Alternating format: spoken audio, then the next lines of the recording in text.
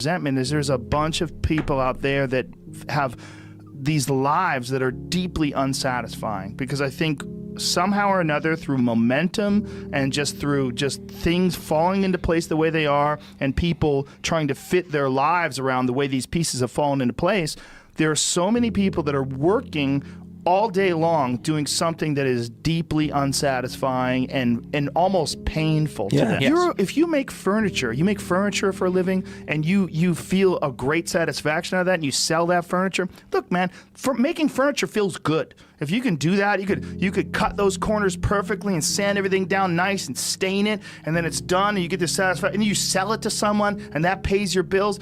That is infinitely more satisfying than being stuck in some fucking cubicle working for someone that you don't want to work for, having to have these stupid fucking office meetings, talking to people in human resources, sitting down with your supervisor where they evaluate your job performance, and you're not really, you really need to be enthusiastic about this company. This company is your future. This kind of you're like, fuck, kill me now.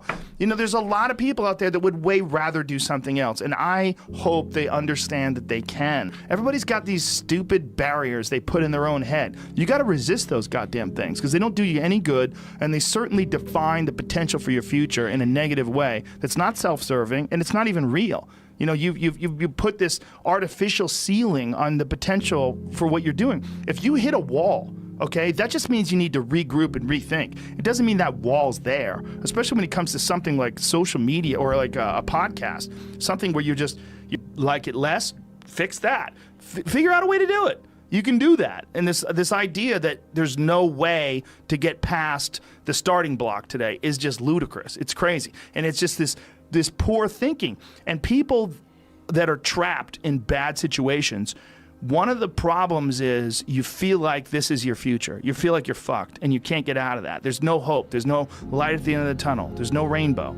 And if you feel like that, that alone can be incredibly defining and limiting. But if you look at yourself objectively and say, okay, I kind of am fucked here. I'm in credit card debt. I'm working in a shitty job. I don't like what I'm doing, but I have some ideas. I need to feed those fucking ideas. I need to feed them and water them, and I need to set aside a certain amount of time every day to just try to make those things happen. You can do that. Wondering why other people's success, or wondering why other people are successful, is the refuge of losers. Wondering why other people are successful. Like, who gives a fuck? You can say you think it sucks, but to spend time wondering why someone is successful and hating on someone successful, it doesn't do any good. It's like, what is that old expression that jealousy is, it's a poison that does the opposite of its intended? Is that your mind, you have a certain amount of bandwidth. This is why I don't read Instagram comments or Twitter comments or YouTube comments. Like, I don't have any time. If I read them, it's an accident. But to seek them out, like, you have bandwidth. I don't spend time wondering why I hate things or hating on someone or being jealous. You have, let's call it units. You have 100 units of bandwidth in your mind. So that means there's 100 units that you can spend on things you care about, or you could let your mind be occupied by some stupid fucking Twitter feud that you're in with some idiot that you don't even know, and you could spend 30% of your Twitter bandwidth or your mind bandwidth on this, and then you only have 70% for the things you love. And then maybe you're involved in some fucking relationship with someone who's an idiot, and you're arguing back and forth with them. Well, there's another 30% that's gone. Now you have 40% left. You have 40% for the things you love instead of 100%. But if you only concentrate on the things you care about that mean something to you, and I think that there's a lot of people out there that think somehow or another you're going to get to some place where you're living in silk sheets and you're getting your toes done while someone's dropping grapes into your mouth.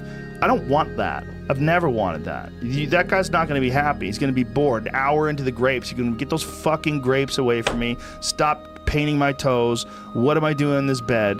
I got to do something. I'm not stimulated. The human organism, the animal that we are, needs constant stimulation because it evolved trying to find food and escape enemies, and find shelter, escape nature, escape the elements, try to survive, And this is the great joy that you have in taking care of your children, that you can protect your children from the elements and the enemies and feed them. And it's also the great sadness that you see in losers. When I see a loser, I see some guy who's 43 years old, lives in his parents' basement, and he fucking hates the world. I'm like, that was a baby. Man, this is a baby that somebody just gave shitty nutrients to, whether it's nutrients in the forms of food or in the form of thoughts and ideas and examples, and this kid developed these horrible self-defeating patterns of behavior that have led them to this point where they're this middle-aged person with no future and no idea of how to get out of this rut, and probably never will escape it, and might just wind up sucking on a gun. You know, I mean, this is the world that we live in today. And I think part of that world is because we have been fed this line of horseshit that you're supposed to seek comfort. And I don't think you are. I think you're supposed to seek lessons, and you're supposed to seek difficult tasks and accomplishments. And through those things, and through doing things that are hard to do, even if it's just a fucking 90-minute hot yoga class. I do a 90-minute yoga class, man. Those last 20 minutes, I do not want to be there, man. And I definitely don't want to give 100%. And I can cheat. I can kind of half-ass it. But if I don't, and I get through it, when that time is up and the lady says namaste and everybody gets up, I'm like, fuck, man, I made it. You know, I lost 15 pounds. My fucking yoga mat is drenched to the point where I could literally wring it out and fill a jug up with water. But through that struggle, I will now have a better day, and I better fucking do it again tomorrow or do something else, because if I just think, well, tomorrow I'm just going to coast and eat Twinkies and watch TV.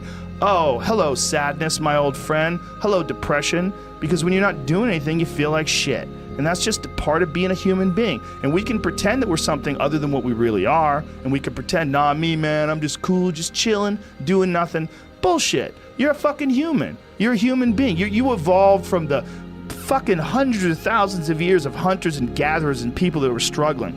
Those human reward systems are carved deeply into your DNA. And if you don't respect that, if you don't respect the mechanism of happiness and fulfillment and what you really need to do in order to feel satisfied in life, camaraderie, love, family, friendship, struggle, testing yourself, learning, all those things are imperative. They're all a giant part of being a person.